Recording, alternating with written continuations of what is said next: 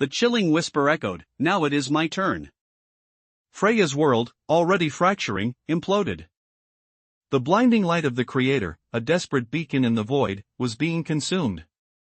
Not by darkness, but by an absence of light so profound it devoured existence itself. Her copy, victorious, was a phantom now, a herald of this encroaching oblivion. The spiral of energy that had snatched her was not a passage, but a descent. A plunge into a primordial abyss where even thought had no purchase. The ancient voice returned, no longer a revelation, but a pronouncement. The choice is made, it boomed, the sound vibrating through her very bones. But the consequences, they have only just begun. Freya's vision reeled, coalescing into a fractured landscape. It was Skogarford, but twisted, a grotesque mockery. The familiar longhouses were skeletal, cloaked in a perpetual twilight. And standing before her, not her father, but a figure of pure obsidian, an entity of shadows that bled into the very fabric of this corrupted reality. This was the Umbra Primordial, the entity that had whispered its claim. It was not a being of malice, but of pure, unadulterated negation. A force that sought to return all to the silent, unformed void from which it was born. "You sought to understand the Creator," the shadow entity hissed, its voice a symphony of scraping stone and dying stars. "You sought to control it. But you are a child playing with fires you cannot comprehend." Freya felt a phantom limb, a ghost of the choice her copy had made. It was a choice for absolute order, a desperate attempt to impose meaning on the chaos. But in its fervor, it had paved the way for the ultimate chaos. It had offered the Umbra Primordial an invitation. And it had accepted. Suddenly, the obsidian figure raised a hand, not to strike, but to beckon. And from the twilight, from the very ground beneath Freya's feet, tendrils of pure darkness began to writhe, reaching for her. They were not solid, yet they felt like 1,000 icy fingers closing around her soul. She tried to scream, but no sound escaped her lips. Her own form began to shimmer, to dissipate, as if the shadow itself was absorbing her essence.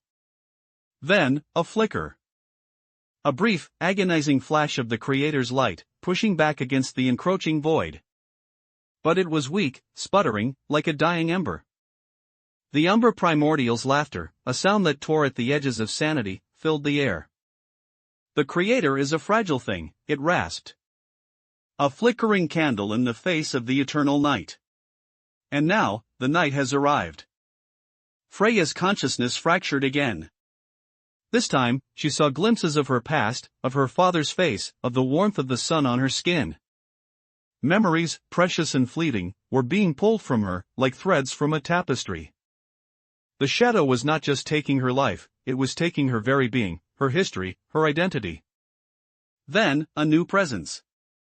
Not the Creator, not the Umbra Primordial, but something different. A being of pure, unyielding will, standing between the light and the darkness.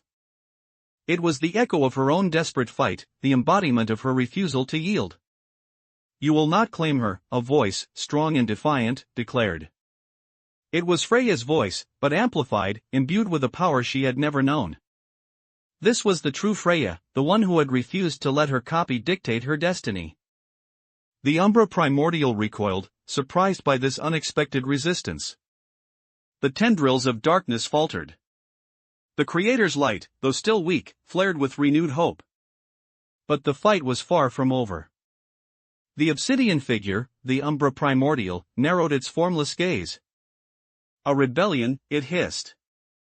"Against the inevitable? Foolish child. You have merely delayed the inevitable. You have merely ensured a more glorious end." And with that, the world around Freya dissolved into a kaleidoscope of warring energies. Light and shadow clashed, tearing reality asunder. Freya, caught in the middle, felt herself being pulled in both directions, her very soul stretched to its breaking point.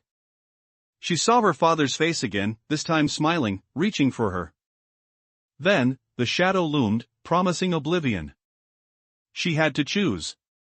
But how could she choose when both options meant annihilation? Just as she felt herself succumbing to the darkness, a single, pure note of music, ancient and resonant, cut through the chaos. It was a sound of creation, a sound of hope. And then, silence. Absolute, terrifying silence. The warring energies vanished. The void returned, but this time, it felt different. It felt expectant. And from the heart of that expectant void, a single, colossal eye opened. An eye that held the wisdom of ages, the power of creation, and the cold indifference of the cosmos. It gazed directly at Freya, a silent question hanging in the emptiness. Then, the eye began to weep. But its tears were not water. They were stars. Thousands upon thousands of nascent stars, falling from the cosmic eye, showering Freya in celestial light. Each star pulsed with a new beginning, a promise of life. But as the stellar tears fell, the umbra primordial stirred. Its form, previously a solid silhouette, began to ripple, to fragment. It was being unmade. The weeping of the Creator was anathema to its very being. Panic flickered in the cosmic eye. The umbra primordial, in its death throes, lashed out. Not at Freya, but at the Creator itself. A wave of pure negation, a final act of defiance, surged outwards. It struck the cosmic eye, and for a terrifying moment, the light was extinguished. Then, a blinding flash. And Freya was back. Back in the dusty room of her father. But something was wrong. The air was thick with a strange, metallic scent. And the silence, it was too deep. She looked around, her heart pounding. The copy of herself was gone.